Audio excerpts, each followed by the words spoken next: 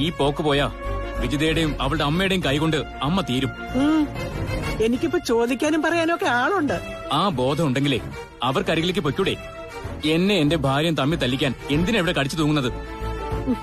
അതിനുള്ള മറുപടിയെ ഞാൻ നിന്റെ മാമിയോട് പറഞ്ഞു കഴിഞ്ഞു.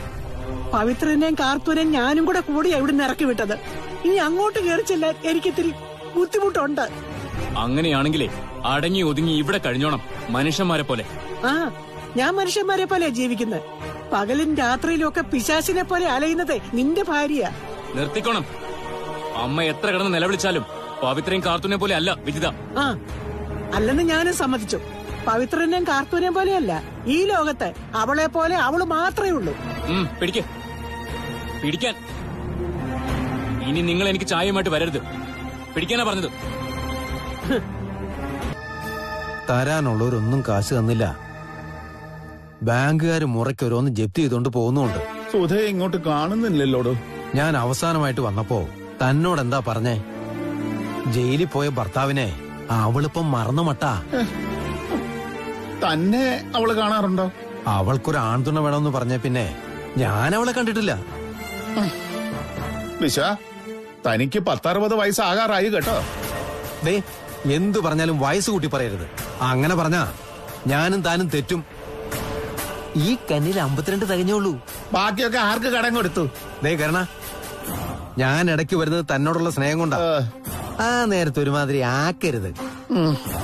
എന്റെ ജീവിതം ഇതിനകത്ത് കിടന്ന് ഒടുങ്ങുമെന്നാ തോന്നുന്നത്. അങ്ങനെ ഒടുങ്ങിയാൽ തന്റെ ഭാര്യ മോള് എങ്ങനെ ജീവിക്കുമെന്നാ ഞാൻ ആലോചിക്കുന്നത്. അയ്യേ, അവരെ കുറിച്ച് ആലോചിക്കുമ്പോ സങ്കടം വരുന്നുണ്ടോ തനിക്ക്? എടോ, എനിക്കങ്ങനെ ബന്ധുക്കളെന്ന് പറയാൻ ആരുമില്ല. താനും തന്റെ വീട്ടുകാരുമായിട്ടാ എനിക്ക് അടുപ്പം കൂടുതല്.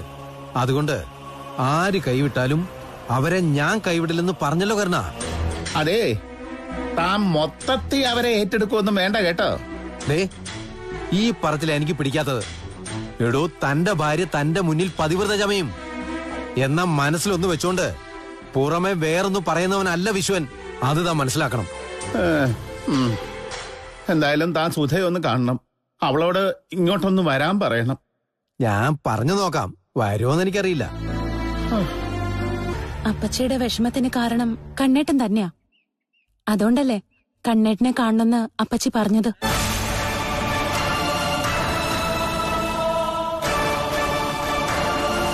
നിങ്ങൾക്കിടയിൽ എന്താ സംഭവിച്ചെന്നറിയാൻ എല്ലാവർക്കും ആകാംക്ഷയുണ്ട്. അതെനിക്കറിയാം. തൽക്കാലം എന്റെ മനസ്സിലുള്ളത് പറയാൻ നിവർത്തിയില്ല.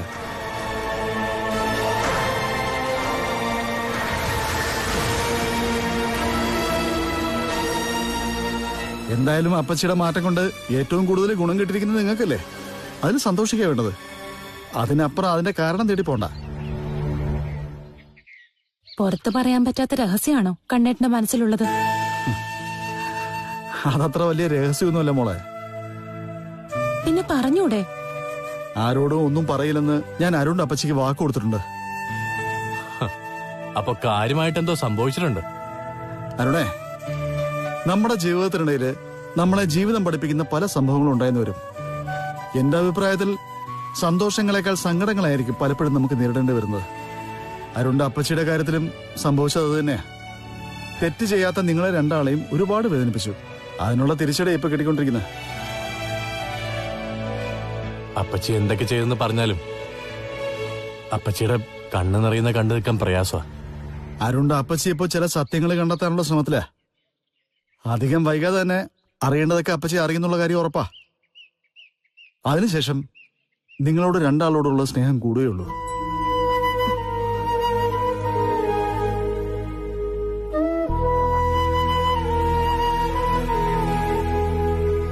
അപ്പച്ചി ഇപ്പൊ കാണിക്കുന്ന സ്നേഹം അഭിനയമല്ല, അതിൽ ആത്മാർത്ഥതയുണ്ട്.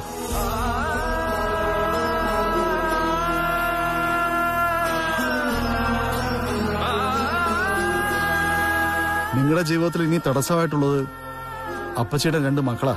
അത് നിങ്ങൾക്ക് മാത്രമല്ല, സ്വന്തം അമ്മയ്ക്കും ശത്രുക്കൾ തന്നെയാണ്.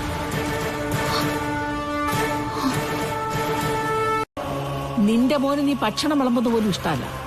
അവൻ തലയെ കൈവച്ച് പറയാ നിന്നെ ഇവിടുന്ന് ഇറക്കി വിടാൻ. എന്നാലും സ്വഭാവം മാറ്റരുത് കേട്ടോ. അവൻ അനുഭവിക്കാൻ കിടക്കുന്നതേ ഉള്ളൂ. അമ്മയുണ്ടാക്കുന്ന ആഹാരം കഴിക്കാൻ അവൻ കൊതിക്കും. അയ്യേ, കമ്മ ഉണ്ടാക്കുന്ന ആഹാരം. ഓ പവിത്ര വന്നതിന് ശേഷം നീ അടുക്കള കയറിയിട്ടുണ്ടോ? ആർക്കെങ്കിലും എന്തെങ്കിലും വെച്ചു വിളമ്പിട്ടുണ്ടോ? ഞാനിപ്പോ അടുക്കള കയറ്റിയത് കൊണ്ട് മറന്നുപോയതൊക്കെ ഓർത്തെടുത്ത് ചോറും കറികളും ഒക്കെ വെക്കാൻ പഠിച്ചു. അതുകൊണ്ട് ഇനി പുറത്തു പോയാലും കുഴപ്പമില്ലല്ലോ. അവളുമാരിട്ടതുപോലെ വല്ല തട്ടുകടയിട്ട് ജീവിക്കാം. എന്നാലും എനിക്ക് ഇതിന്റെ 4 അംശം പണിയെ കാണും. അയ്യോ, എന്നാ പിന്നെ പൊയ്ക്കോ. ആരെങ്കിലും പിടിച്ചു നിർത്തിയിട്ടുണ്ടോ? ഞാൻ പോകും, ഉടനെ പോകും.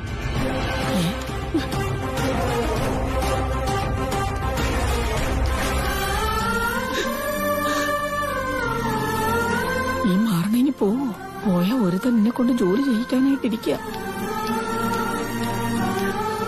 പോകുന്നെന്നും പറഞ്ഞ് പേടിപ്പിക്കല്ലേ. അല്ല, നിനക്ക് എന്തിന്റെ സൂക്കേടാ? എന്റെ മോള് പുറത്തുപോയി, അത് ദീപനൊപ്പം ആണെന്ന് മോനെ പറഞ്ഞ് വിശ്വസിപ്പിക്കണം അല്ലേ? അതല്ലേടി സത്യം. ഇത് എന്റെ മോളുടെ വീടാ. അതുകൊണ്ട് അവള് തെറ്റ് ചെയ്താല് അപ്പച്ചിയായി നീ കണ്ണടക്കണം. കണ്ടത് കണ്ടില്ലെന്ന് പറയണം. പല വേലി ചാടുമ്പോ ഒരു കോല് കൊള്ളും. അത് പറഞ്ഞപ്പോഴാ ഞാൻ വേലിയുടെ കാര്യം ഓർത്തത്. അതിലെ വേലിയൊക്കെ പൊളിഞ്ഞു കിടക്കുക. അത് വൃത്തിയായിട്ടൊന്ന് കെട്ടണം.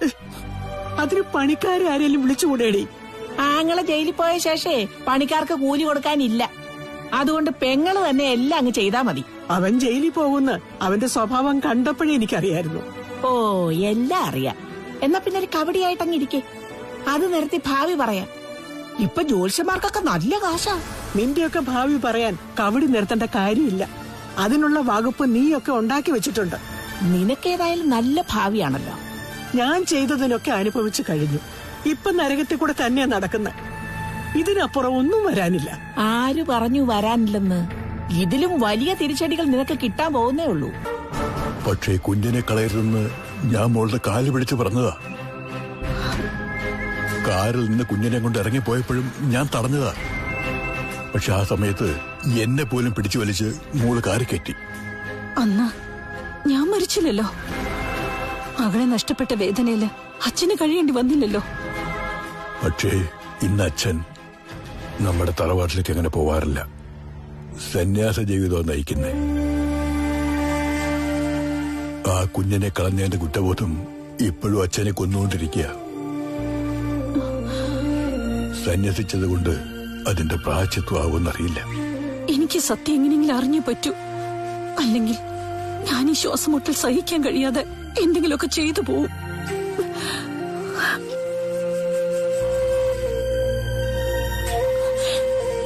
മോളെ വിഷമിപ്പിക്കാൻ വേണ്ടിയല്ല അച്ഛൻ ഇതൊക്കെ പറയുന്നത്. മോളുടെ സംശയം ശരിയായി വന്നാൽ മോൾക്ക് ദൈവത്തെ മുറുകെ പിടിക്കുന്ന പരിശുദ്ധി ഒരുപാടുള്ളൊരു പെൺകുട്ടിയാണ് കിട്ടിയെന്ന് ആശ്വസിക്കാം. നാളെ കാർത്തൂനെ അരുണ്യം കൂട്ടി എനിക്ക് നാഗക്ഷേത്രം വരെ ഒന്ന് പോണം. എന്നിട്ട് അവൾ എന്റെ മകളാണെങ്കിൽ അവളെ മുന്നിൽ നിർത്തിയിട്ട് ആ സത്യം എത്രയും പെട്ടെന്ന് അറിയാൻ കഴിയണമെന്ന് നാഗദൈവങ്ങളോട് പറയണം. എന്റെ തെറ്റുകൾ പൊറുക്കാനും.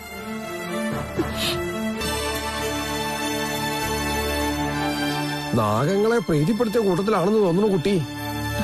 പൂജ നടത്തിയപ്പോ നല്ല ചൈതന്യം ഉണ്ടായിരുന്നു.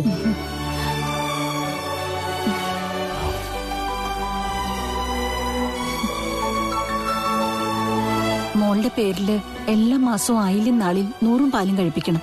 ആയില്യ പൂജയും. ആയിക്കോട്ടെ. വിഷം തേണ്ടിയത് അപ്പച്ചിക്കല്ലേ? അപ്പൊ അപ്പച്ചിക്കല്ലേ അതൊക്കെ നടത്തേണ്ടത്. എന്റെ മനസ്സ് പറയുന്നത് മോളുടെ പേരിൽ നടത്തണമെന്ന്. തർക്കം വേണ്ട, രണ്ടാളുടെ പേരിലും ഒക്കെ നടത്താം. അതെ തീരുമാനം. വർഷങ്ങൾ പഴക്കമുള്ള നാഗക്ഷേത്രം ഇതേ. ഉഗ്ര ശക്തി ഉണ്ടെന്നാ ഇവിടെ വരാറുള്ളവരൊക്കെ പറയണത്. ഞാൻ ഇവിടേക്ക് വന്നിട്ട് 4-5 വർഷമായി. വന്നത് പിന്നെ എനിക്ക് പോവാൻ തോന്നിയിട്ടില്ല. അതുകൊണ്ട് എന്തെങ്കിലും ആഗ്രഹം ഉണ്ടെങ്കിൽ 3 ആളും നാഗദൈവങ്ങളെ മനസ്സിൽ കണ്ടുകൊണ്ട് നന്നായിട്ട് പ്രാർത്ഥിച്ചോളാ. ഫലം അച്ചട്ടാ.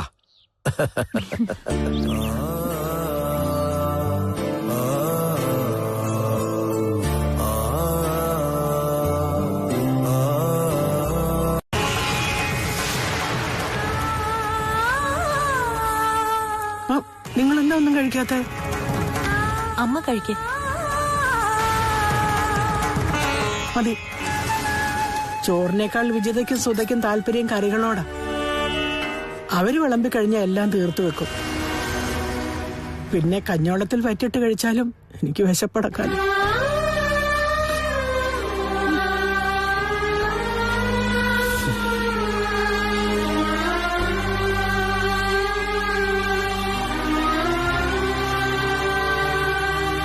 എന്റെ മരുമോളുണ്ടാക്കുന്ന ചോറും കറികളും ഒക്കെ കൊള്ളാന്നേ ഞാൻ ഇത്ര നാളും പറഞ്ഞിട്ടുള്ളൂ. ഇപ്പോഴാ അതിന്റെ രുചിയൊക്കെ മനസ്സിലാക്കാം.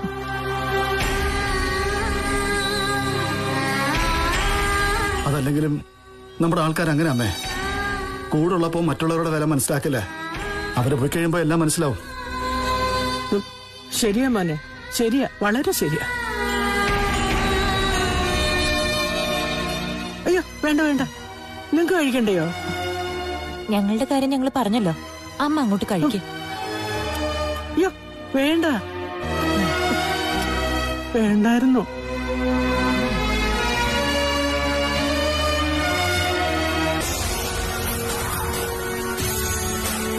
വഴിയിൽ തടഞ്ഞു നിർത്തി ആക്ഷേപിക്കാനാണെങ്കിൽ ദയവ് ഇത് സംസാരിക്കാൻ ഞാനില്ല.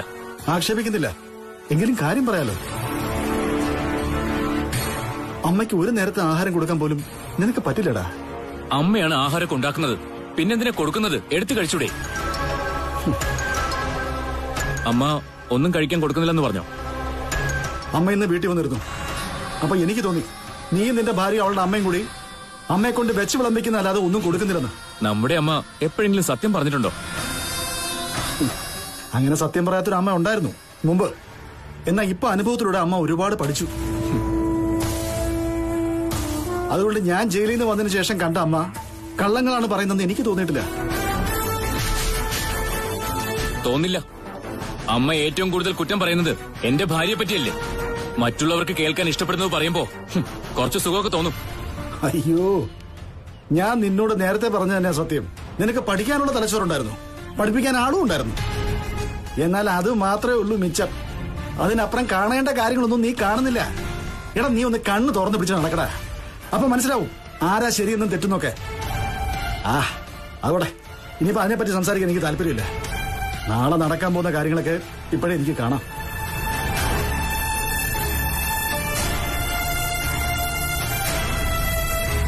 എടാ, അമ്മയെ പട്ടിണി കിട്ടു കൊല്ലാൻ എന്തെങ്കിലും ഉദ്ദേശം ഉണ്ടെങ്കിൽ അത് വേണ്ട. ഞാൻ കൂട്ടിക്കൊണ്ടു പോയിക്കോളാം എന്റെ അമ്മയെ. കൊണ്ടുപോകണ്ടെന്ന് ഇവിടെ ആരും പറഞ്ഞില്ലല്ലോ. ഞാൻ അമ്മയോട് പറഞ്ഞിട്ടുണ്ട്, അവിടെ നിൽക്കാൻ എന്തെങ്കിലും ബുദ്ധിമുട്ടുണ്ടെങ്കിലേ പൊയ്ക്കോളാൻ. അമ്മ കൂടി അവിടെ നിന്ന് ഇറങ്ങുന്നതോടെ പിന്നെ നമ്മുടെ തറവാട്ടിൽ മുമ്പ് ഉണ്ടായിരുന്നവരിൽ ഒരാൾ മാത്രം, ആ തറവാട്ടിലെ മുടിയനായ പുത്രൻ. നിനക്ക് ഉറപ്പുണ്ടാ നീ എത്ര നാൾ അവിടെ കാണുമെന്ന്? വിജിതയുടെ പേരിലാ വീട്. അതുകൊണ്ട് തന്നെ എനിക്ക് ഒരു പേടിയുമില്ല. എന്റെ മരണം വരെ എനിക്ക് അവിടെ കഴിയാൻ പറ്റും. എന്നാ പിന്നെ ഇപ്പൊ തന്നെ നിനക്ക് അവിടെ നിന്ന് ഇറങ്ങിക്കൂടെ? നീ മരിച്ചു കഴിഞ്ഞില്ലേ?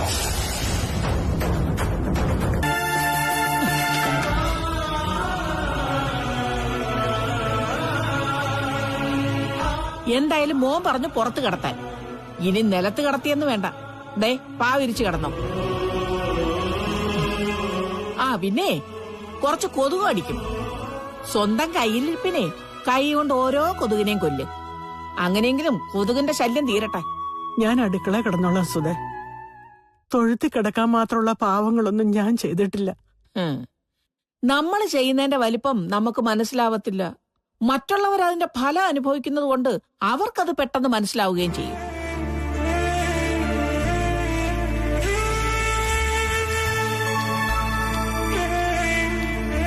ഇന്നേ ഇതൊരു സൂചനയാ. ഇനി മൂത്ത മോന്റെ കടയിലോ വീട്ടിലോ പോയി എന്തെങ്കിലും വെട്ടി വിഴുങ്ങിയിട്ട് വന്ന സ്ഥിരമായിട്ട് ഇവിടെ ആയിരിക്കും താമസം. അല്ല, ഇത് വേണമെങ്കിൽ ഒന്നും എനിക്ക് തരാം. പിന്നെ ഇതിനകത്ത് വിശാലായിട്ട് കിടക്കാമല്ലോ. AC-യും വേണ്ട, ഫാനും വേണ്ട. മഞ്ഞായാലും മഴയായാലും വെയിലായാലും ഒരുപോലെ. എന്നെ ഒന്ന് വെട്ടിമൂടി കൂട്ടാവോ? ഇതിലൊന്നും അല്ല, ഇവിടെ വന്നതിന് ശേഷമുള്ള അമ്മയുടെ സംസാരവും പ്രവൃത്തിയൊന്നും മനസ്സിൽ നിന്ന് അങ്ങോട്ട് പോകുന്നില്ല. അതുകൊണ്ട് തന്നെ ആയിരിക്കും ഉള്ളിലൊരു ഭാരം. ആങ്ങളയുടെ മോളെന്ന് വെച്ചാ മക്കളെക്കാളും മോളിലായിരുന്നു അമ്മയ്ക്ക്. കാർത്തുമായിരുന്നു അമ്മയുടെ മരുമോളെങ്കിൽ ഇപ്പൊ സുഖിച്ച് ജീവിക്കായിരുന്നു. അപ്പൊ അമ്മയ്ക്ക് അമ്മയുടെ സ്വഭാവത്തെ പറ്റി അറിയാൻ പറ്റില്ല. ഇപ്പൊ അതെല്ലാം മനസ്സിലായിട്ടുണ്ട്. ഞാൻ പറഞ്ഞിട്ടില്ലേ, ഞങ്ങളുടെ കുട്ടിക്കാലത്ത് അച്ഛൻ മരിച്ചതിന് ശേഷം അമ്മയൊന്നും പറഞ്ഞിട്ടില്ല. കഷ്ടപ്പാടറിയാൻ ഞാൻ സമ്മതിച്ചിട്ടില്ല. അന്നും പപ്പനും ഹരിദാസും ജമാലയ്ക്കൊക്കെ എന്നോടൊപ്പം ഉണ്ടായിരുന്നു. അവരുടെ കൂടി വിയർപ്പുണ്ടാ തറവാട് നല്ല നിലയിൽ പോയത്. ഉണ്ണി ഒരു കരയ്ക്കെത്തിയത്. നമ്മുടെ കഷ്ടപ്പാടൊന്നും ആരും ഓർക്കില്ല കണ്ണേട്ടാ. ഇന്നലെ എന്ത് നടന്നൊന്നും ആരും ചിന്തിക്കില്ല. അതുകൊണ്ട് നമ്മുടെ കടമ ചെയ്തു പോകുന്നതാ നല്ലത്. ഞാൻ അങ്ങനല്ലേ പോയിട്ടുള്ളൂ. പിന്നെ ഏതൊരു മനുഷ്യനാണെങ്കിലും പഴയതൊക്കെ ഓർക്കുമ്പോഴത്തേക്ക് മനസ്സിനകത്തൊരു പുകച്ചിലുണ്ടാവും. ഒരു ദിവസം എന്റെ ഉള്ളില് നല്ല പനിയുണ്ടായിരുന്നു. എനിക്ക് 10-27 വയസ്സ് കഴിഞ്ഞപ്പോഴാ. അന്ന് അവൻ ഡോക്ടറാവാനുള്ള പഠിത്തത്തില്ല. ഞാനാണെങ്കിൽ അച്ഛനില്ലാഞ്ഞിട്ടും അവനെ ഡോക്ടറാക്കിന്ന് പറയാനുള്ള ഗമയിലായിരുന്നു. ഭയങ്കര മഴ, വരമ്പൊക്കെ പൊട്ടിയൊലിച്ചു പോവാ. അന്നൊന്നും നോക്കിയില്ല, പെരുമഴയത്ത് പാടത്തിറങ്ങി. എനിക്കൊപ്പം പപ്പനുണ്ടായിരുന്നു കേട്ടോ. അടുത്ത ദിവസം നല്ല കുളിരും പനിയും. അന്നും എന്റെ ജോലി ഞാൻ മാറ്റിവെച്ചില്ല. കിടപ്പിലാവരുതെന്നുള്ളായിരുന്നു പ്രാർത്ഥന. ഏട്ടന് നല്ല പനിയുണ്ടല്ലോ, കിടന്നൂടെയെന്ന് ഉണ്ണി ചോദിച്ചപ്പോഴും നാളെ നീ ഡോക്ടറാണെന്ന് ഓർക്കുമ്പോ എന്റെ പനിയൊക്കെ മാറിക്കൊള്ളുന്നായിരുന്നു എന്റെ പറച്ചില്. അല്ല, തിരുവോണത്തിന്റെ അന്ന് തന്നെ വേണമെന്നില്ല, തൊട്ടടുത്തുള്ള ഏതെങ്കിലും ദിവസം അമ്മയും അരുണും കാർത്തുവും അരുണിന്റെ ബന്ധുക്കളും ഒക്കെ നമുക്കൊപ്പം കൂടണം. അങ്ങനെ ഒരു ഓണം എന്റെ സ്വപ്ന കണ്ണേട്ടാ. ഓണം ഉണ്ണാൻ എന്നെ അമ്മ പോലും വിളിക്കുന്നില്ല. ചേട്ടനും ചേച്ചിയൊക്കെ ഉണ്ട്. അവർക്കൊക്കെ ഞാൻ എന്നേ മരിച്ചു കഴിഞ്ഞു.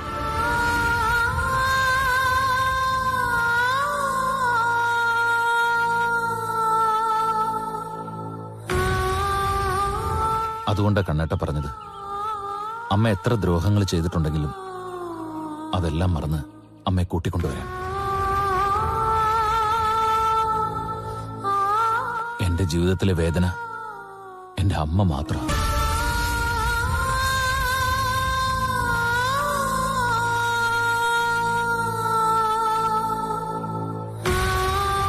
എപ്പോഴും ഞാൻ വിചാരിക്കും, എന്നൊന്ന് വിളിച്ചിരുന്നെങ്കിലെന്ന്. എങ്കിൽ എനിക്കൊന്ന് പോയി കാണാമായിരുന്നല്ലോ കണ്ണേട്ട. വേറൊന്നിനും വേണ്ടിയല്ല, എനിക്കെന്റെ അമ്മയൊന്ന് കണ്ടാലേ അത്രയ്ക്ക് ആശ്വാസം. വിളിക്കുന്നു നോക്കി നിൽക്കേണ്ട ദീപ, നേരെ അങ്ങ് പോണം. അതെ, കൂട്ടിന് വേണമെങ്കിൽ ഞങ്ങൾ വരാം. തല്ലി ഇറക്കിയാലും അത് അമ്മയല്ലേ, സഹിക്കാവുന്നേ ഉള്ളൂ.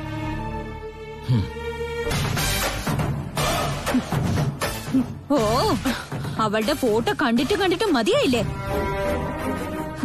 സ്വന്തം ഫോട്ടോ ആയിട്ട് ഒത്തുനോക്കുവാണല്ലോ. രണ്ട് മുഖവും തമ്മിൽ സാമ്യമുണ്ടെന്ന് നോക്കാണോ? അങ്ങനെ നോക്കാൻ അവളാരാ? അമ്മയുടെ മോളാ?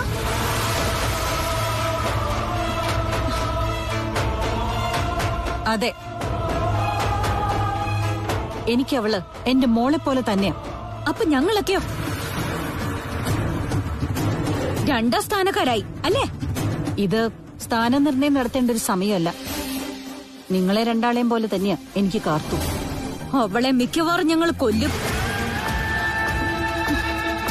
നോക്കൊന്നും വേണ്ട, ഞങ്ങളുടെ അമ്മയെ തട്ടിയെടുത്തവളെ ഞങ്ങൾ തട്ടും. അമ്മയുടെ അനുഭവം അറിയാലോ. വിഷം തിണ്ടിയത് ഒരു സൂചനയാ. അതുകൊണ്ട് ഞാൻ പാഠം പഠിച്ചില്ലായിരുന്നെങ്കിൽ പിന്നെ കടിക്കുന്നത് ഉഗ്രവിഷമുള്ള പാമ്പായിരുന്നേനെ. ഇവള് തന്നെ ഉഗ്രവിഷമുള്ള പാമ്പ്.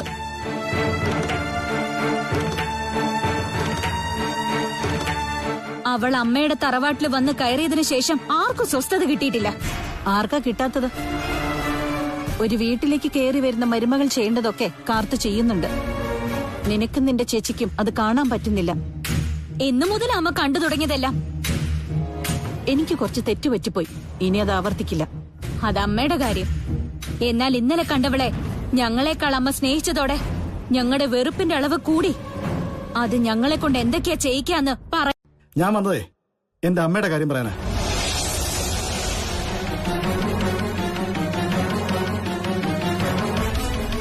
നിങ്ങൾക്കിപ്പോ അമ്മ ഒരു അധികപ്പറ്റാണെന്ന് എനിക്കറിയാം.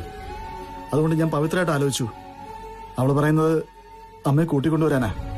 അയ്യോ, അതങ്ങനെ ശരിയാവും? ഞാൻ ചേച്ചിയെ വിടത്തില്ല. അപ്പച്ചി തറവാട്ടിൽ തന്നെ കഴിഞ്ഞോട്ടെ കണ്ണേട്ടാ. നിങ്ങൾ നേരെ ചൊവ്വേ അമ്മയ്ക്ക് ഭക്ഷണം പോലും കൊടുക്കുന്നില്ലെന്ന് എനിക്ക് ഉറപ്പാ. അയ്യോ, നിന്റെ അമ്മയുടെ കാര്യം നിനക്ക് അറിഞ്ഞൂടെ കണ്ണാ? നിങ്ങളൊക്കെ ഇവിടെ ഉണ്ടായിരുന്നപ്പോ എപ്പോഴെങ്കിലും നേര് പറഞ്ഞിട്ടുണ്ടോ? പവിത്രയോടും കാർത്തൂനോടും കുത്തലായിരുന്നു. ആ സ്വഭാവത്തിന് ഒരു മാറ്റവും വന്നിട്ടില്ല.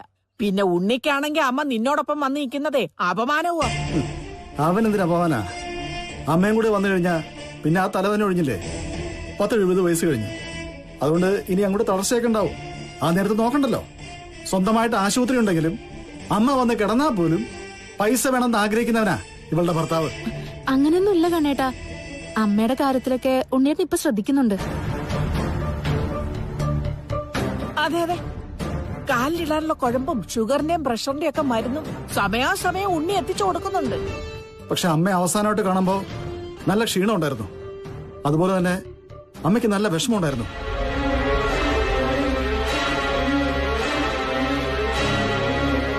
പിന്നെ അതൊന്നും തുറന്നു പറയുന്നില്ലെന്ന് മാത്രം. അല്ലെങ്കിൽ തന്നെ അമ്മമാര് മക്കള് ചെയ്യുന്ന ഒന്നും പുറത്തു പറയില്ലല്ലോ. അത് അവർക്ക് തന്നെയല്ലേ നാണക്കേട്. ഏതായാലും ഉണ്ണി അമ്മയെ വിടത്തില്ല. എന്നാ പിന്നെ ഞാൻ അവനോട് തന്നെ ചോദിക്കാം.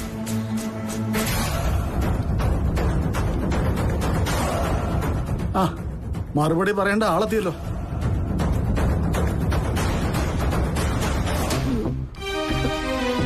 അമ്മയുടെ കാര്യം തിരക്കി വരുവാന്നും പറഞ്ഞു ആ പൊട്ടന്റെ വായിന്ന് ചിലപ്പോ അബദ്ധം വീഴും. മോനെ ഉണ്ണി, കണ്ണം വന്ന എന്തിനാന്നറിയാമോ? കരകേച്ചിയ കൂടെ വിടണോന്ന് പറയാനാ. എന്തായി കണ്ണ, അമ്മയെ കൂട്ടിക്കൊണ്ടുവന്നോ? ഇല്ലടാ, ഞാനവിടെ ചെന്നപ്പോ അമ്മ കുളിക്കാൻ കയറിയിരിക്കായിരുന്നു. അതുകൊണ്ട് നേരിട്ട് കണ്ടില്ല. പിന്നെ എനിക്ക് അവിടെ സംസാരിക്കാനുള്ളത് എന്റെ അനിയനോടല്ലേ. അവനോട് ഉള്ള കാര്യം ഞാൻ തുറന്നു പറഞ്ഞു. അവൻ അമ്മയെ വിടാൻ മനസ്സില്ലെന്ന്. എന്തൊരു സ്നേഹം.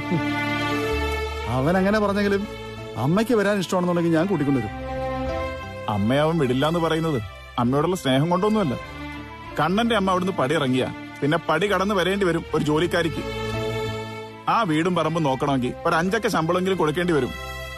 നഷ്ടത്തിലായ ഒരു ആശുപത്രി നടത്തുന്നവൻ എങ്ങനെ അതൊക്കെ കൊടുക്കുന്നത്? അവന്റെ മനസ്സിലിരിപ്പ് അതാന്ന് എല്ലാവർക്കും അറിയാം പപ്പേട്ട.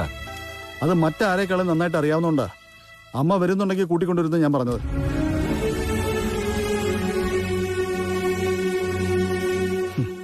എത്രയൊക്കെ വിഷമിച്ചിട്ടുണ്ടെങ്കിലും അമ്മയാണ്. മക്കള് ജീവിച്ചിരിക്കുമ്പോ അമ്മമാര് കഷ്ടപ്പെടാൻ പാടില്ല. പിന്നെ അമ്മ ചിലതൊക്കെ അനുഭവിക്കട്ടെ എന്ന് ഞാൻ ചിന്തിച്ചിട്ടുണ്ടെങ്കിൽ അതിന്റെ കാരണം അമ്മയുടെ സ്വഭാവം തന്നെയാ. ഇങ്ങനെ സംശയിച്ചും വേദനിച്ച് നടക്കാതെ ഇതിനുടനെ ഒരു സൊല്യൂഷൻ കാണണം. എന്താ ഞാൻ ചെയ്യേണ്ടത്? ഒരു മുടിനാരിയുടെ മതി. കാർത്തിക ദേവയുടെ മകളാണോന്നറിയാൻ. അതിവിടെ എത്തിച്ചാ പിന്നെ അധികം കാത്തിരിക്കേണ്ടി വരില്ല. തൊട്ടടുത്ത ദിവസങ്ങളിൽ തന്നെ റിസൾട്ട് അറിയാം.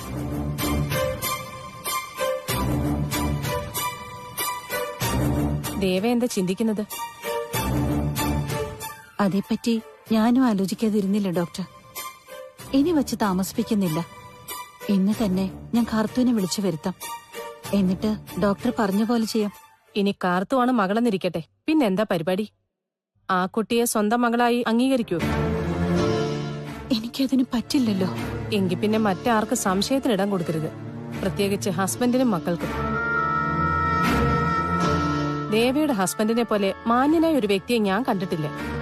അദ്ദേഹം ചിലപ്പോ ഭാര്യയുടെ കഴിഞ്ഞ കാലം മറന്നേക്കും. എങ്കിലും കുട്ടികൾ അങ്ങനെ ആവണമെന്നില്ല. ഒരാളുടെ പ്രവൃത്തി കൊണ്ട് ആണുങ്ങളെ മുഴുവൻ വെറുത്തവളാ ഞാൻ.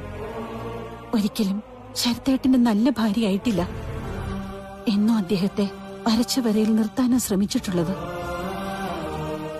ഈ അടുത്ത സമയത്താ അതിനൊക്കെ മാറ്റം വന്നത്. പക്ഷേ വിവാഹശേഷമുള്ള ഒരു ജീവിതം വച്ചിട്ട് പറയാ, എന്നെ പോലൊരു ഭാര്യയെ ഒരാൾക്ക് സഹിക്കാൻ പറ്റില്ല. എന്നിട്ടും എന്നെ കളഞ്ഞിട്ട് പോയില്ല. ഇപ്പോഴും എന്റെ വേദനകൾ മനസ്സിലാക്കി മക്കളെ പോലും തള്ളിപ്പറഞ്ഞിട്ട് കൂടെ നിൽക്കുക. അപ്പച്ചി പറഞ്ഞോ, അവിടുന്ന് അവധിക്ക് ഞാൻ തിരികെ വരുമ്പോ 3 ആളെയും കൂട്ടി വരാം. അപ്പച്ചി ഇനി എന്തൊക്കെ പറഞ്ഞാലും മറുത്തൊന്നും പറയരുതെന്നാ കണ്ണേട്ടൻ പറഞ്ഞേക്കുന്നത്. ഞാനിനി മോളെ വിഷമിപ്പിക്കാനൊന്നും പോകുന്നില്ല. എന്റെ മനസ്സില് കുറച്ച് അഴുക്കടിഞ്ഞു കൂടിയിരുന്നു. അതൊക്കെ പൂർണ്ണമായിട്ട് പോയി എന്ന് പറയാം. അതുകൊണ്ടിനി ഞാൻ പഴയപടിയാവില്ല.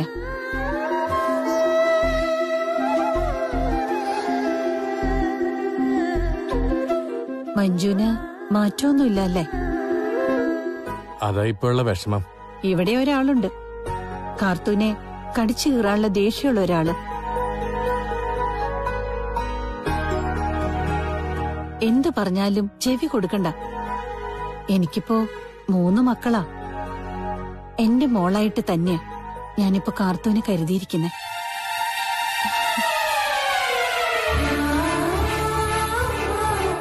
അവിടെ മോൾക്ക് ശ്വാസം മുട്ടലാണെങ്കിൽ ഇവിടെ വന്ന് നിക്കാം. അയ്യോ അതൊന്നും വേണ്ട. മഞ്ജുവിന് എനിക്ക് പേടിയ മോളെ. അവൾ ആഗ്രഹിച്ചതുപോലെ കാര്യങ്ങളൊന്നും നടക്കാത്തോണ്ട് കൊല്ലാൻ പോലും മടിക്കില്ല. മോൾ ഒരുപാട് സൂക്ഷിക്കണം. മാറി താമസിക്കാന്നൊക്കെ ഞാൻ പറയുന്നുണ്ട്. ജോലിക്ക് പോകുമ്പോ കൂടെ കൂട്ടാന്നും പറഞ്ഞു. ഇയാള് സമ്മതിക്കുന്നില്ല. അമ്മയെ കൊണ്ട് അടുക്കളപ്പണി ചെയ്യിക്കുന്നത് ശരിയല്ലെന്ന് ഇയാള് പറയുന്നത്. അങ്ങനെ തന്നെ വേണ്ടത്. പക്ഷേ എന്റെ മോൾക്ക് അങ്ങനെ ഒരു ചിന്തയില്ല. അവൾക്ക് അടുക്കളയിൽ ആരെയും സഹായിക്കണമെന്നുമില്ല. എന്നാ വച്ചു വിളമ്പി കൊടുത്തതൊക്കെ കഴിച്ചിട്ട് തിരിഞ്ഞു കൊത്താതിരുന്നൂടെ? അതുമില്ല. മോള് വാ. ഒരിക്കലും അല്ല. അഭിനയാണെങ്കിലേ ഇത്രത്തോളം ഒന്നും പോവില്ല. അമ്മയുടെ സ്വഭാവം വെച്ചിട്ട് അവളെ കൊന്നിട്ട് ഒരു മൂലക്കിരുത്തിയനെ. അതുകൊണ്ട് ഇത് അഭിനയം അല്ല നന്ദുവേട്ടാ, ആത്മാർത്ഥമായുള്ള സ്നേഹം. ജയിലിൽ നിന്നിറങ്ങി ഒരുത്തൻ ഭീഷണിപ്പെടുത്തിയെന്ന് കരുതി അപ്പച്ചി ഇതുപോലെ മാറില്ല. അങ്ങനെയാണെങ്കിൽ കാരണം വേറെ. ഈ കാർത്തു അനാഥയായിരുന്നല്ലോ. ഇനി അപ്പച്ചിക്ക് അറിയാവുന്ന ആരുടെയെങ്കിലും മകളായിരിക്കൂ ഈ കാർത്തു. അപ്പച്ചിക്ക് അടുപ്പുള്ള ആരുടെയെങ്കിലും മകളായാലും ഇതുപോലെയൊക്കെ സംഭവിക്കാലോ. എന്നാലും മക്കളെക്കാളും അവളെ സ്നേഹിക്കൂ. ഞങ്ങൾ മക്കളുടെയും നിങ്ങൾ അനന്തരവന്മാരുടെയും കാര്യത്തില് അമ്മയ്ക്ക് നല്ല സ്വാർത്ഥത ഉണ്ടായിരുന്നു. അങ്ങനെയുള്ള അമ്മ ഒരിക്കലും നമ്മളെയൊക്കെ വേദനിപ്പിച്ചുകൊണ്ട് അവളെ ഇങ്ങനെ വീട്ടിൽ വിളിച്ച് സൽക്കരിക്കില്ലായിരുന്നു. ആ അവളുടെ അടുത്ത ആരാധിക എത്തി. എന്റെ അമ്മായി, ജയിൽ പുള്ളി വളർത്തിയവളെ ഇവിടെ നിർത്തണോ അതോ എന്റെ വീട്ടിൽ നിർത്തണോ? ഈ വീടിന്റെ മരുമകളായിട്ടാ കാർത്തു വന്നത്. പക്ഷെ ഇപ്പൊ അടിക്കടി അമ്മ അങ്ങോട്ട് ക്ഷണിക്കുവാ. നല്ല സ്വഭാവമുള്ളവരെ ബന്ധുക്കൾ കൂടെ നിർത്താൻ ശ്രമിക്കും. അയ്യോ ഞങ്ങളൊക്കെ മോശക്കാരാ. എന്നാ പിന്നെ അവൾ അവിടെ തന്നെ നിക്കട്ടെ. എന്തിനാത്? ഇതേ ഇവന് മാത്രമുള്ളതല്ല, അരുണിനും കൂടി അവകാശപ്പെട്ട വീടാ. ഇവിടേക്കാ കാർത്തുവിനെ വിവാഹം കഴിച്ചു കൊണ്ടുവന്നത്. അതുകൊണ്ട് മൂത്ത മരുമകൾക്കുള്ള എല്ലാ അവകാശവും ഇളയ മരുമകൾക്കും ഉണ്ട്. ചുരുക്കി പറഞ്ഞ ഞങ്ങൾക്ക് ഇവിടെയും ഇല്ല അവിടെയും ഇല്ല. നമ്മള് പുറമ്പോക്കായിരുന്നു കേട്ടാ. കാഴ്ചക്ക് ചെറുതാണെങ്കിലും മഞ്ജു എടുത്തേക്കാളും മൂത്തതാ കാർത്തു. അതുകൊണ്ടായിരിക്കും മൂത്ത മോളാണെന്ന് പറഞ്ഞത്. പിന്നെ ഇതിനൊക്കെ ഇടയിലും ദേവ ആരും കാണാതെ നന്നായി കരയുന്നുണ്ട്. ഞാൻ അടുത്തേക്ക് ചെല്ലുമ്പോ പെട്ടെന്ന് കണ്ണീര് തുടച്ച് ചിരിക്കാൻ ശ്രമിക്കും. പക്ഷെ എനിക്കറിയാം ഉള്ളു പിടഞ്ഞാ കരയുന്നത്. എനിക്കത് പലപ്പോഴും തോന്നിയിട്ടുണ്ടെങ്കിലേ. പഴയ പ്രതാപത്തിലൊന്നും അല്ല അപ്പച്ചി ഇപ്പൊ നടക്കുന്നത്. എന്തൊക്കെയോ വേദനയുണ്ട്, അത് ഉറപ്പാ. വെറുതെ ഓരോന്ന് ചോദിച്ചു വിഷമിപ്പിക്കണ്ടെന്ന് കരുതി ഞാൻ ബുദ്ധിമുട്ടിക്കാറില്ല. എങ്കിലും ഇത്രയേറെ ദേവയെ സങ്കടപ്പെടുത്തുന്ന വിഷമം എന്താണെന്ന് മനസ്സിലാകുന്നില്ല. അത് കണ്ണേട്ടനുമായിട്ട് ബന്ധപ്പെട്ട എന്തോ കാര്യ. മുത്തച്ഛൻ അതേപ്പറ്റി അറിയാൻ തോന്നുന്നു. അങ്ങനെയെങ്കിൽ ഞങ്ങൾ തമ്മിലുള്ള വിവാഹത്തിനു മുമ്പ് അയാളുടെ ജീവിതത്തിൽ എന്തോ സംഭവിച്ചിട്ടുണ്ട്. മോന്റെ അമ്മയോട് ചോദിച്ചില്ലേ? ചോദിച്ചു. അമ്മയ്ക്കൊന്നും അറിയില്ല. പിന്നെ ഇനി കല്യാണത്തിന് മുമ്പുണ്ടായൊന്നും ചെകയാൻ ഞാൻ നിൽക്കുന്നില്ല. ഇത്രയും നാൾ ഭക്ഷണം ഉണ്ടാക്കി തന്ന പുരുഷേട്ടൻ തന്നെയായിരുന്നു വിളമ്പി തന്നുകൊണ്ടിരുന്നത്. ഞാനും ദേവയും മക്കളും ഒന്നിച്ചിരുന്ന് ആഹാരം കഴിക്കുന്നത് തന്നെ അപൂർവമായിരുന്നു. എന്നാ ഇപ്പോ ദേവ അടുക്കള കയറുന്നുണ്ട്, എനിക്കിഷ്ടപ്പെട്ടൊക്കെ വിളമ്പി തരുന്നുണ്ട്, ഒന്നിച്ചിരുന്ന് കഴിക്കുന്നു. ഈ പ്രായത്തില് അതൊക്കെ എനിക്ക് ലോട്ടറി. ആദ്യമൊക്കെ അനന്തവും മഞ്ജുവും അങ്ങനെയായിരുന്നു. എന്നിട്ട് അവസാനം ഇപ്പോ കുട്ടികൾക്ക് വേണ്ടി സകല ട്രീറ്റ്മെന്റ് നടത്താ എല്ലാ അമ്പലങ്ങളിലും പോവാ.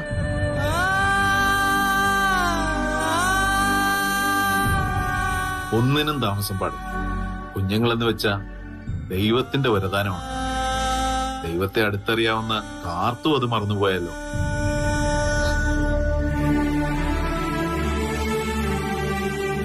മോളെ വെറുതെ വിഷമിപ്പിക്കണ്ട. കാർത്തു ഭാഗ്യമുള്ള കുട്ടിയാ. അതുകൊണ്ട് എല്ലാ ഗുണങ്ങളും ഒത്തിണങ്ങിയ ഒരു കുഞ്ഞ് ഇവർക്ക് എത്രയും പെട്ടെന്ന് ജനിക്കും.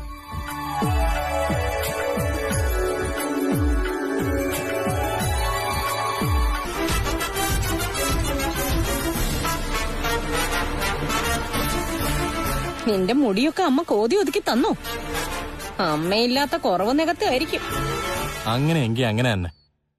ഇവിടെ ശല്യം ചെയ്യുന്ന പോരാത്തതുകൊണ്ടായിരിക്കും ഇവളെയും കൂട്ടി എന്റെ വീട്ടിലോട്ട് പോയത്. അപ്പച്ചി വിളിച്ചിട്ടാ പോയത്. എനിക്കിഷ്ടമല്ലെന്ന് അറിഞ്ഞിട്ടും എന്തിനാ ഇവളെയും കൂട്ടി അങ്ങോട്ട് പോകുന്നത്? കാർത്തു ഉള്ളപ്പോഴെന്നല്ല, അപ്പച്ചി എപ്പ എന്നെ വിളിച്ചാലും ഞാൻ അവിടെ വരാറുണ്ട്. അത് നിനക്കറിയില്ലേ? നിനക്ക് നാണമില്ലല്ലോടി വിളിക്കുമ്പോ അങ്ങോട്ട് ഓടിപ്പോവാൻ. ഇനി വിളിച്ചാലും പോവും. അതിൽ തെറ്റായിട്ടൊന്നും ഞാൻ കാണുന്നില്ല. എല്ലാരെയും തമ്മിൽ തല്ലിച്ചിട്ട് അത് കണ്ട് ആസ്വദിക്കുക ഒരുത്തി. അതെ, കാർത്തു എന്ത് ചെയ്തെന്ന് നേരത്തെ പറയുന്നത്? നിങ്ങളോട് ആരോടെങ്കിലും വഴക്കണമെന്ന്? സ്വന്തം കാര്യം നോക്കി വീട്ടുപണിയും ചെയ്ത് ജീവിക്കുകയാണ്. ഒരു ജോലിയില്ലാത്തവരാ മറ്റുള്ളവരുടെ കുറ്റം കണ്ടുപിടിക്കാൻ ശ്രമിക്കുന്നത്. ആരോരും ഇല്ലാതിരുന്നിട്ടും ഈ തറവാടിന്റെ മരുമകളാവാൻ ഇവൾക്ക് പറ്റി. അത് തന്നെ പുണ്യം. ഇനി ഇവൾക്ക് ഞങ്ങളൊക്കെ വെച്ച് വിളമ്പണോ എന്ന് ഞാൻ പറഞ്ഞില്ലല്ലോ.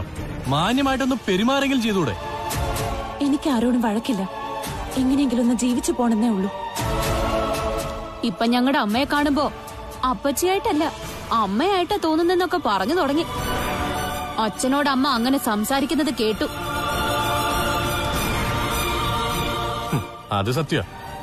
അപ്പച്ചിയെ കാണുമ്പോ ഇയാൾക്ക് സ്വന്തം അമ്മയെ പോലെ ഫീൽ ആവുന്നു പറഞ്ഞു. അമ്മയില്ലാത്തവളുമാർക്ക് അങ്ങനെയൊക്കെ തോന്നും. അതിനെ ഞങ്ങളുടെ അമ്മയായിട്ട് കാണണ്ട.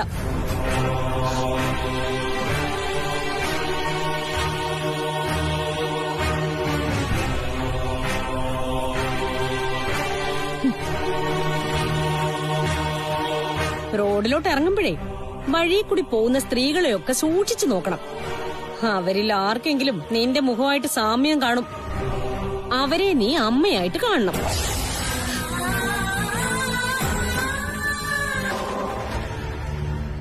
കാണുമെന്ന് തോന്നുമ്പോ അങ്ങോട്ട് വന്നൂടെ? പകൽ സമയത്തൊന്നും അവിടെ ഉണ്ണേട്ടൻ കാണില്ലല്ലോ. ഞാൻ നിന്നെ ഇപ്പൊ വിളിപ്പിച്ചതേ കണ്ണേട്ടൻ അമ്മയുടെ കാര്യത്തിൽ ഒരു തീരുമാനം എടുക്കാനാ.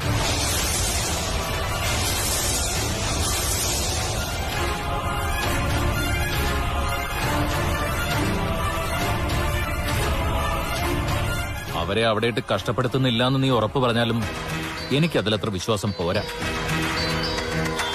എടീ, നമ്മൾ തമ്മിലുള്ള ബന്ധമൊക്കെ ഉണ്ണിയോട് വെട്ടിത്തുറന്ന് പറയുന്നുകൊണ്ട് നീയും നിന്റെ അമ്മയും കൂടി അവരെ ഒതുക്കിയിട്ടേക്കാന്നുള്ള കാര്യം ഉറപ്പാ. എടീ, കഷ്ടമല്ലേടി? കണ്ണേട്ടൻ ജയിലിൽ നിന്ന് വന്നു കഴിഞ്ഞു. ഇപ്പോഴാണെങ്കിൽ അമ്മയോടുള്ള കണ്ണേട്ടന്റെ ദേഷ്യവും കുറഞ്ഞു. എന്നാ പിന്നെ മൂത്ത മോന്റെ ഒപ്പം അമ്മയെ വിട്ടുകൂടെ? അത് വേണ്ട ദീപേട്ട. അപ്പച്ചിയുടെ തറവാടാ, അവിടെ തന്നെ അപ്പച്ചി നിന്നോട്ടെ. അവരവിടുന്ന് പോയാ പിന്നെ ആ വലിയ വീടും പറമ്പും ഒക്കെ നോക്കേണ്ടി വരുന്നത് സുധാമണിയായിരിക്കും. അവരെ കൊണ്ട് അതിനൊന്നും പറ്റില്ല.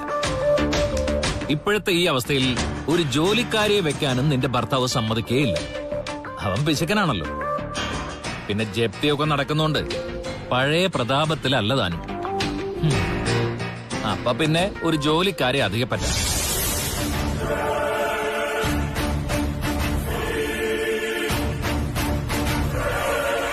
അങ്ങനെ വരുമ്പോ അപ്പച്ചിയുടെ തറവാട്ടിൽ അപ്പച്ചി താമസിക്കട്ടെ എന്ന് കരുതി അവരെ അവിടുത്തെ ജോലിക്കാരിയാക്കി. ഇപ്പോഴും അത് തന്നെയാണല്ലോ നടക്കുന്നത്. ഞാൻ ഉറപ്പ് തരുമോ, ഇനി അപ്പച്ചി കഷ്ടപ്പെടുത്തില്ല. ഒരു കുറവും അപ്പച്ചിക്ക് വരുത്തില്ല. കഴിഞ്ഞ ഒരു ദിവസം ഉച്ചയൂണ് വേണോന്ന് പറഞ്ഞു തന്ന കണ്ണേട്ടന്റെ അമ്മ ആഹാരം കഴിക്കുന്നത് കണ്ടിട്ട് അവര് ഭക്ഷണം കാണാത്തതുപോലെ കഴിച്ചെന്നാ കണ്ണേട്ടനും പൗത്രടുത്തൊക്കെ പറഞ്ഞത്. എല്ലാം വച്ചു വിളമ്പുന്നല്ലാതെ അവർക്കൊന്നും കൊടുക്കുന്നില്ല എന്ന് രണ്ടാൾക്ക് നല്ല സംശയമുണ്ട്. അതുകൊണ്ടാ അമ്മയെ കൂടെ നിർത്തിയാൽ എന്താന്ന് അവരെ ആലോചിക്കുന്നത്. നമുക്കൊന്നൂടെ ഡോക്ടറെ കാണാം. എല്ലാവരുടെയും വിഷമം തീർക്കാൻ ശ്രമിക്കാം. ഇപ്പൊ പക്ഷെ എന്നെ അലട്ടുന്നത് ഞാൻ പറഞ്ഞല്ലോ, സാറിന്റെ അപ്പച്ചിയാ.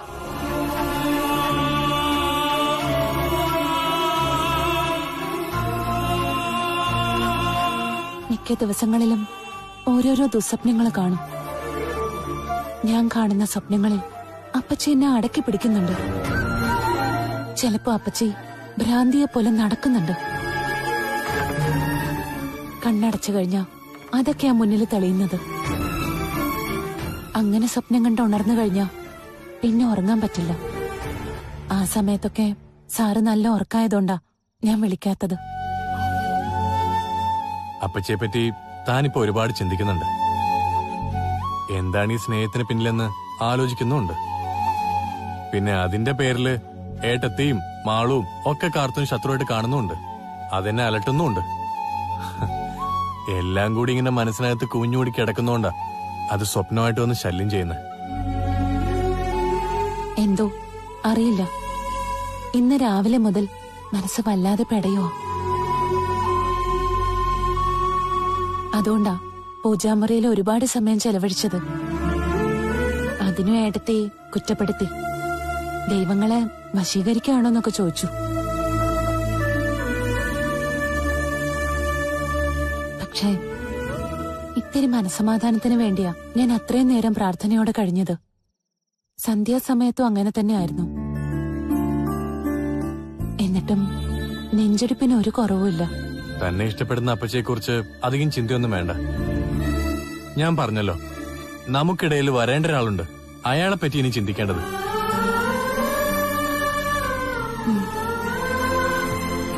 അതൊരു പരാതിയായിട്ട് ഇപ്പൊ തന്നെ അലട്ടുന്ന അപ്പച്ചിയും ചോദിച്ചു തുടങ്ങി. ഒരു കുഞ്ഞ് കുടുംബത്തിനടുത്തത് തന്നെയാ. അതില്ലാത്തതുകൊണ്ടാ ഏട്ടത്തിക്ക് കോംപ്ലക്സും അമർഷവും ഒക്കെ. അവർക്ക് മുന്നേ നമുക്കൊരു കുഞ്ഞ് ജനിച്ചാ അത് കൂടില്ലേ? എടോ, എന്ന് കരുതി താൻ കുഞ്ഞിനെ വേണ്ടാന്ന് നോക്കിയാണോ? എന്നല്ല, ഞാൻ പറഞ്ഞെന്നേ ഉള്ളൂ.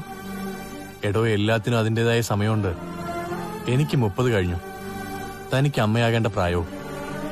അത് നമ്മൾ സീരിയസ് ആയിട്ട് കാണണം. നീചനായ ഒരുത്തൻ ചെയ്ത പ്രവർത്തികള് ഇനിയും മനസ്സിൽ കിടക്കാൻ പാടില്ല. നമ്മൾ തമ്മിൽ ഇപ്പൊ എങ്ങനെ മുന്നോട്ട് പോകുന്നതെന്നൊക്കെ കണ്ണേട്ടൻ ചോദിച്ചു. ഞാൻ പറഞ്ഞു ഇപ്പൊ കുഴപ്പമൊന്നുമില്ലാന്ന്. അത് കണ്ണേട്ടൻ വിഷമിക്കാതിരിക്കാൻ പറഞ്ഞതാ. എന്നാ കുറച്ചു കഴിയുമ്പോ ചോദ്യങ്ങൾ കൂടും, മറുപടിയും കൊടുക്കണം. അങ്ങനെ ഒരു സാഹചര്യം വരാതിരിക്കാനാ ഞാനിടയ്ക്ക് ഇങ്ങനെ കുഞ്ഞുങ്ങളുടെ കാര്യവും പറഞ്ഞു കുത്തുന്നേ. എല്ലാം ശരിയാവും സാർ. എന്റെ സ്വഭാവം മാറണേന്ന് ഞാൻ പ്രാർത്ഥിക്കുന്നുണ്ട്. എന്നാ കിടക്കാം.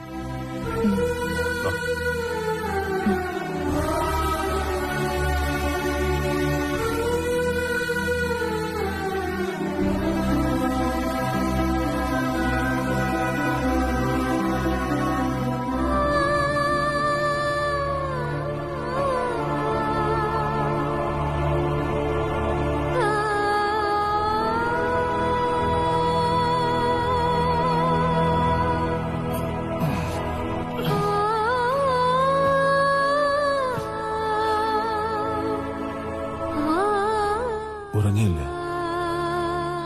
കിടന്നിട്ട് ഉറക്കം വരുന്നില്ല ശരത്തേട്ട. അത് ആഹാരം കഴിക്കാത്തതുകൊണ്ടാ? അല്ല, എനിക്കെന്തോ നല്ല സുഖം തോന്നുന്നില്ല. ഇങ്ങനെയായാൽ താൻ ആകെ കോലം കെട്ടുപോകും ദേവേ. എന്താ തനിക്ക് പറ്റിയെന്ന് ചോദിച്ചു മടുത്തെല്ലാരും. ഇനി അതേപ്പറ്റി സംസാരിക്കുന്നതിൽ അർത്ഥമില്ല. എന്നാൽ തന്റെ ആരോഗ്യസ്ഥിതി വഷളായി വരുന്നതിൽ ആശങ്കപ്പെട്ടേ പറ്റൂ. എനിക്ക് കുഴപ്പമൊന്നുമില്ല. ആഹാരം കഴിക്കാതെ ഉറങ്ങാതിരിക്കുന്ന ഒരാൾക്ക് ഒരു കുഴപ്പമില്ലെന്നും മറ്റുള്ളവർക്ക് ധരിക്കാൻ പറ്റുമോ? അവള് വരികയാണെങ്കിൽ ഞാൻ കൊണ്ടുപോകും. അതിന് തർക്കമൊന്നും വേണ്ട. ഞാൻ അപ്പച്ചിയോടൊന്നും ചോദിച്ചിട്ടില്ല. ഇത്രയൊക്കെ ആയ സ്ഥിതിക്ക് ചില ചോദ്യങ്ങൾ അറിയാതെ നമ്മുടെ മനസ്സിലുണ്ടായെന്ന് വരും. അപ്പച്ചി മക്കളെക്കാളും കൂടുതൽ കാർത്തൂനെ സ്നേഹിക്കാൻ കാരണം എന്താ? അത് നിന്നെ ഒന്നും പറഞ്ഞ് മനസ്സിലാക്കേണ്ട കാര്യം എനിക്കില്ല.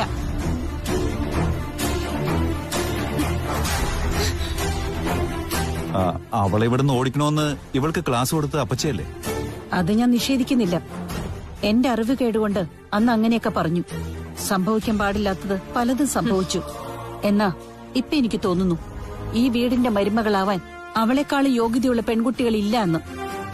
അവളെ അരുൺ കെട്ടാതിരിക്കാനായിട്ട് തലവഴി മണ്ണെണ്ണ ഒഴിച്ച അമ്മയാ എന്റെ അമ്മ. അന്ന് ഞാൻ കത്തി തീർന്നിരുന്നുവെങ്കിൽ എനിക്ക് വലിയൊരു നഷ്ടം സംഭവിച്ചേനെ.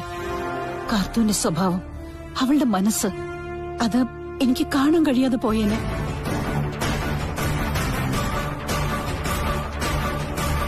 നിങ്ങളുടെ ചോദ്യങ്ങൾക്ക് മറുപടി പറയാനല്ല ഞാൻ വന്നത്. ഇനി ഇവിടേക്ക് വരുന്നതും അതിനായിരിക്കില്ല.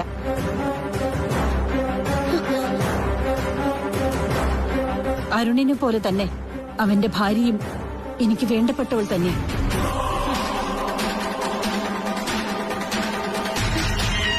അവളെ കാണണം, അവളോട് എന്തെങ്കിലുമൊക്കെ സംസാരിക്കണം. എല്ലാ ഇഷ്ടത്തിനും ഒരു കാരണമുണ്ടല്ലോ അപ്പച്ചി. ഇതുവരെയുള്ള വാശിയും വൈരാഗ്യം എല്ലാം വിട്ടിട്ട് അവളെ ഇങ്ങനെ താലോലിക്കാൻ മാത്രം അവൾ എന്ത് നന്മയാ അപ്പച്ചിക്ക് ചെയ്തത്? അവളല്ല, അവള് പോയി കാണുന്ന മന്ത്രവാദികളായിരിക്കും അത് ചെയ്തത്. മന്ത്രവാദികളല്ല, അവള് പോയി കാണുന്ന, അവള് പ്രാർത്ഥിക്കുന്ന ദൈവങ്ങൾ. അവളെ കാണാൻ വരുന്ന അമ്മയെ എനിക്ക് കാണണ്ട. ഞാൻ വരുമ്പോ നീ എന്നെ നോക്കണ്ട.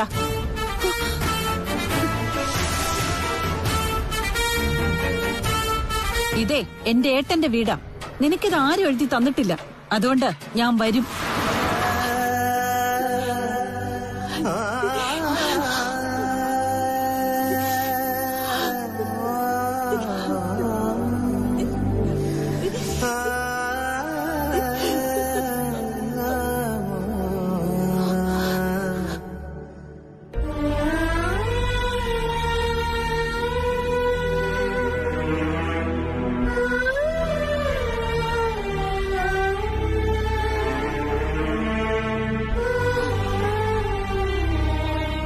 എന്താ പറ്റി? മോൾക്ക് ഒരുപാട് ദ്രോഹങ്ങൾ അമ്മ അല്ല അപ്പച്ചി ചെയ്തില്ലേ? അതേപ്പറ്റിയൊക്കെ ഓർത്തുകൊണ്ട വന്നത്. അമ്മയില്ലാത്ത കുട്ടിയെ മോള്, എന്നിട്ടും ഒരമ്മയുടെ സ്നേഹം തരാതെ അന്യ പെൺകുട്ടിയാണെന്ന് കരുതി മോളെ ഒരുപാട് വേദനിപ്പിച്ചു, ഒരുപാട് കരയിച്ചു.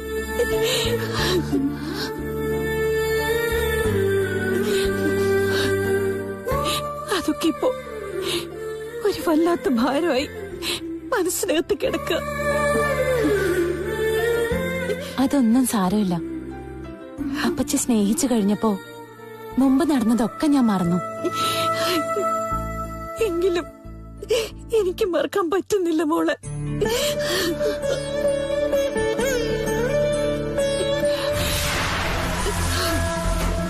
അയ്യോ, ഇവളെ എടുത്ത് പൊക്കാൻ പറ്റുമെങ്കിലേ എടുത്തങ്ങ് പൊക്കമ്മേ. എന്നിട്ട് താരോട്ട് പാടും. നീ മിണ്ടരുത്. ഞാൻ പറഞ്ഞല്ലോ, കാർത്തൂനി എനിക്കെന്റെ മോളെ പോലെയാ. അതുകൊണ്ട് ചിലപ്പോ താരാട്ട് പാടും, കൊഞ്ചിക്കും.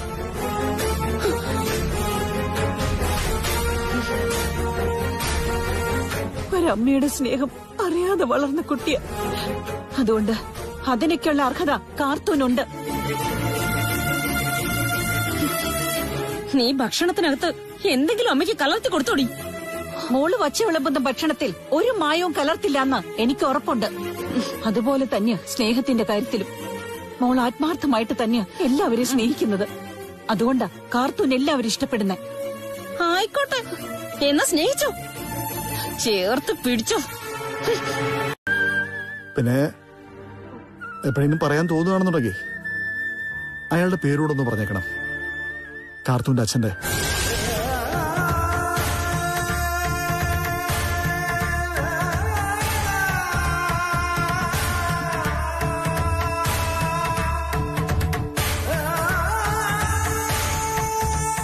ചതിച്ചാണെന്നറിയാം, എങ്കിലും അയാൾ ജീവനോടെ ഉണ്ടെന്നുണ്ടെങ്കിൽ തഴമ്പ് മാത്രമുള്ള കയ്യാ. ഒന്ന് പൊട്ടിച്ച പിന്നെ മരണം വരെ ആ പാടെ കവളത്ത് തന്നെ കാണും.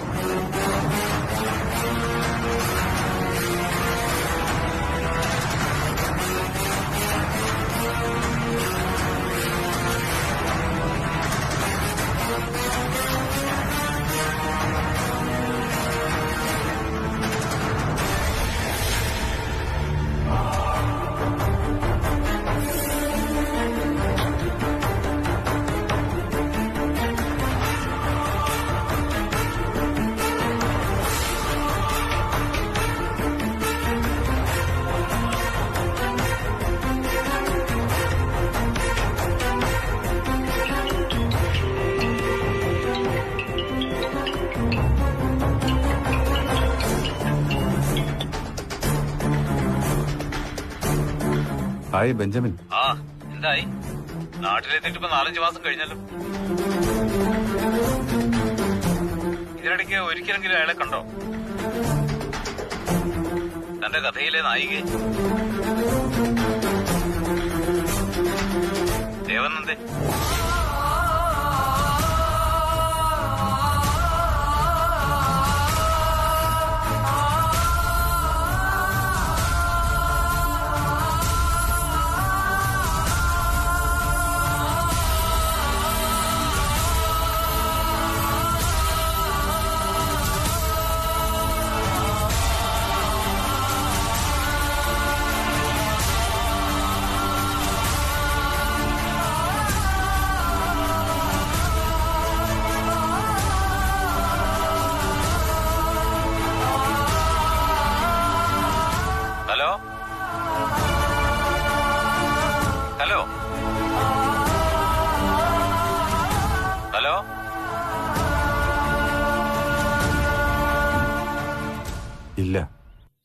കണ്ടില്ല.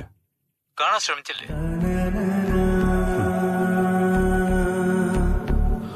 എന്താ നീയൊന്നും മിണ്ടാതെ?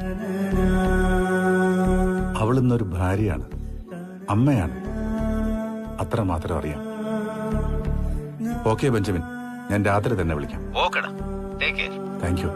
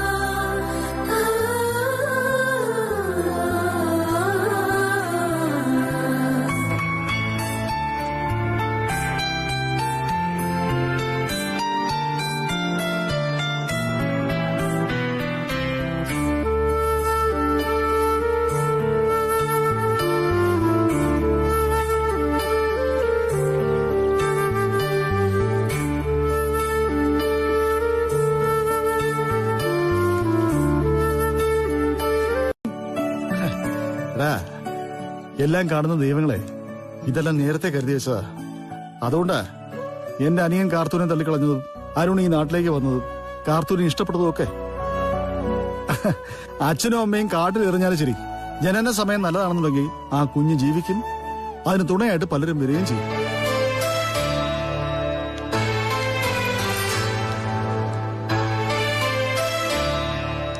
ദീപ, നിന്റെ ചോദ്യം ഏതായാലും നന്നായി. അരുൺ സാറിന്റെ അപ്പച്ചിയും കണ്ണനും തമ്മിൽ പ്രേമത്തിലായിരുന്നു എന്നല്ലേ? എടാ, ചെറുപ്പക്കാലത്ത് അവൻ ഇഷ്ടപ്പെടുന്ന ഒരുപാട് പെണ്ണുങ്ങളുണ്ടായിരുന്നടാ ഈ നാട്ടില്. ആ, അവരെല്ലാം അവനെ വിളിച്ചിരുന്ന എന്താണെന്നറിയോ? പോത്തേന്ന്. മറ്റൊന്നും കൊണ്ടല്ല, ഒരൊറ്റ എണ്ണത്തിന് അവൻ കണ്ടതായി പോലും നടിച്ചിട്ടില്ല. പിന്നെന്തായിരിക്കും പപ്പേട്ട അവർ രണ്ടാളും തമ്മിലുള്ള ബന്ധം? അവൻ എന്നോടെല്ലാം പറയുന്നതാ. പക്ഷെ എന്താണെന്നറിയില്ല, ഈ ഒരു കാര്യം മാത്രം പറഞ്ഞിട്ടില്ല.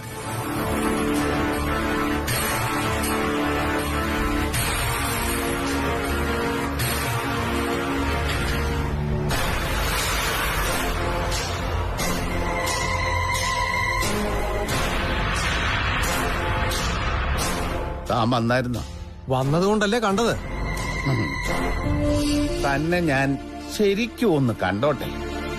എന്നെ കാണുന്ന എല്ലാവരും ഇപ്പൊ ഇങ്ങനെ നോക്കുന്നുണ്ട്. ഒരു 10 കിലോ കുറഞ്ഞടോ. മനപ്രയാസ. മനപ്രയാസോ? എന്തിന്? താൻ ജയിലിൽ കിടക്കുന്നതിന്റെ മനപ്രയാസം. എനിക്കിപ്പോ എന്തു പറഞ്ഞാലും ചിരി വരത്തില്ല, അതുകൊണ്ട് തമാശ പറയരുത്. എടോ, ഞാൻ ജയിലിലായതിൽ ഏറ്റവും കൂടുതൽ സന്തോഷിക്കുന്നത് താനാണെന്ന് എനിക്കറിയാം. കിട്ടിയ പൈസ കൊണ്ട് എന്റെ കുടുംബത്തെ സഹായിക്കാത്തതിൽ എനിക്ക് പരാതിയൊന്നുമില്ല. പക്ഷെ കള്ളം പറയരുത്. എന്ത് കള്ളക്കാരനാ ഞാൻ പറഞ്ഞേ? എടോ, ഇതിനു മുമ്പ് താൻ ഇവിടെ വന്നപ്പോ ഒരാൺതുണ വേണമെന്ന് സുധ പറഞ്ഞതായിട്ട് താൻ പറഞ്ഞില്ലേ? അത് പച്ച കള്ളമായിരുന്നില്ലടോ. എന്റെ കരുണ, തന്റെ ഭാര്യ തനിക്കറിയത്തില്ലെങ്കിലേ പിന്നെ ഞാനെന്തു പറയാനാ? ഞാൻ കൈവിട്ടപ്പോഴേ നമ്മുടെ മഠത്തിൽ കിടക്കിയതിലെ ശിവദാസന്റെ പിന്നാലെയാ തന്റെ കെട്ടിയോള്. അയ്യോ, അവന് പണ്ടേ സുധയിൽ ഒരു കണ്ണുണ്ടായിരുന്നു. ഇപ്പൊ ഒന്നല്ല 2 കണ്ണും ഉണ്ട്. അങ്ങേര് സുധയെ തേടി വന്നതല്ല, അവക്ക് സാമ്പത്തിക ബുദ്ധിമുട്ടൊക്കെ വന്നപ്പോഴേ അങ്ങോട്ട് ചേക്കേറിയതാ. തല്ലിക്കൊല്ലണോ അവനെ? ഇനി താൻ വിചാരിച്ചാ അയാളെ ഒന്നും ചെയ്യാൻ പറ്റില്ല. കാരണം അയാള് കാശുകാരനും താൻ പാപ്പരുമാ. എന്നാലും തനിക്ക് അവനെ ഒന്ന് വിരട്ടിക്കൂടാടോ? എനിക്കൊരു പരിധിയില്ല കരുണ. താൻ പുറത്തുണ്ടായിരുന്നപ്പോ വേണമെങ്കിൽ നമുക്ക് അവനെ ഒതുക്കാമായിരുന്നു. ഇപ്പൊ അയാളാ കരുത്തൻ. സുധ മിക്കപ്പോഴും അവനെ കാണാൻ പോകാറുണ്ടോ? താൻ ഇനി ഇത് ഞാനാ പറഞ്ഞെന്ന് സുധയോട് എഴുന്നള്ളിക്കരുത്. അവരമ്പലത്തിൽ വെച്ച് മിക്കപ്പോഴും കാണാറുണ്ട്. സുധയെ ശിവദാസൻ സഹായിച്ചു തുടങ്ങിയാ പിന്നെ താൻ ജയിലിൽ നിന്ന് ഇറങ്ങുമ്പോ പിന്നെ എങ്ങോട്ടെങ്കിലും പോകുന്നതായിരിക്കും നല്ലത്. പിന്നെ അവളുടെ അടുത്തേക്ക് വന്നാലും അവളെ കിട്ടണമെന്നില്ല. ഓ, ഇതൊക്കെ ഓർക്കുമ്പോഴാ കല്യാണം കഴിക്കാതിരുന്നത് നന്നായി എന്ന് തോന്നുന്നേ. അതൊക്കെ അവിടെ നിൽക്കട്ടെ. ചേച്ചിയുടെ കാര്യം എന്തായി? ചേച്ചിയുടെ കാര്യമോ? എടോ, അവസാനമായിട്ട് സുധ ഇവിടെ വന്നപ്പോ ചേച്ചിയെ കണ്ടില്ല എന്ന് പറഞ്ഞിരുന്നു. അവര് തിരിച്ചു വന്നോ? അയ്യോ, അത് ഞാൻ അറിഞ്ഞില്ലല്ലോ.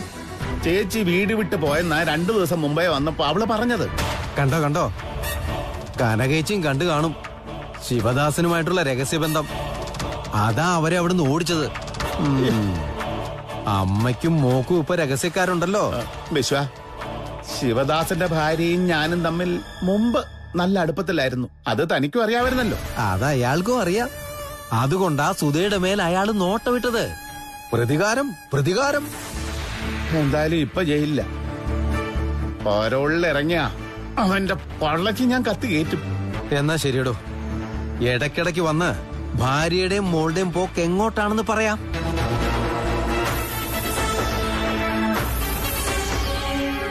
ചിലപ്പോ ശരിയായിരിക്കുവോ ഇവൻ പറയുന്നത്?